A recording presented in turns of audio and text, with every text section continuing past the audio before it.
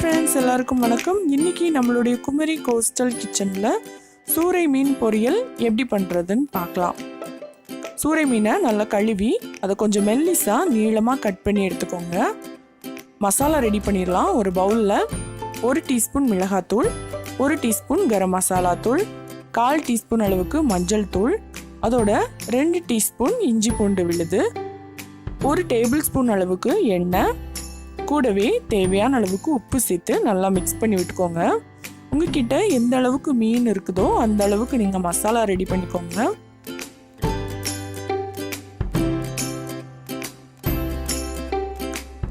Masala mix பண்ணியாச்சு.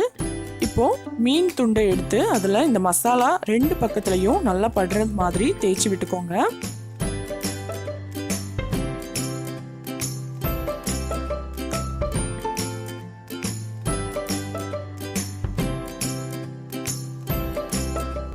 இந்த மாதிரி எல்லா துண்டுகள்லையும் நீங்கள் மசாலா தடவி ரெடி பண்ணிக்கோங்க. இதை ஒரு பிளேட்டில் எடுத்து வச்சுக்கோங்க. கிட்டத்தட்ட ஒரு 10லேருந்து 15 நிமிஷம் இது அப்படியே இருக்கட்டும்.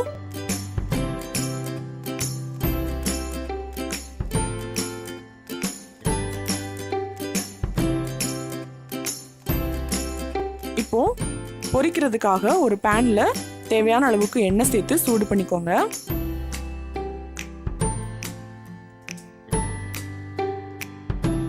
இந்த எண்ணெய் சூடானதும் எடுத்து வச்சிருக்கிற மீன் துண்டுகளை இதில் போட்டு பொரிச்சு எடுத்துடலாம்.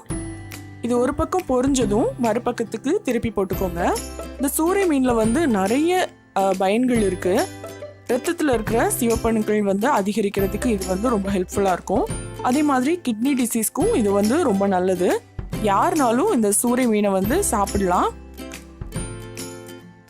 இப்போ மீன் நல்லா பொரிஞ்சிருச்சு. இதை எடுத்து வச்சிடலாம்.